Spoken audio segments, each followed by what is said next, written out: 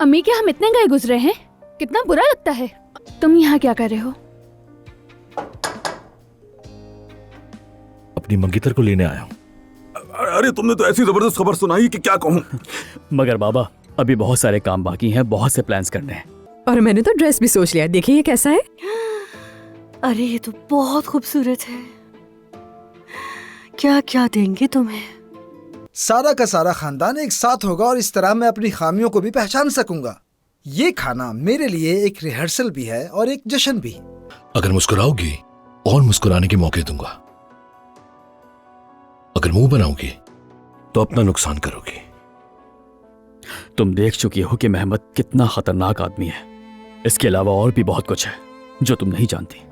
Mehmed, मैं दावत पर नहीं जाना चाहती हूँ। तुम्हारा चाहना आम नहीं है ऐज़ा जान। अब तुम मेरे साथ हो और हमारे यहाँ फैमिली डिनर्स की बहुत अहमियत है। कम से कम इस बार के लिए तो। इसकी आदत डाल लो तो बेहतर होगा ऐज़ा जान।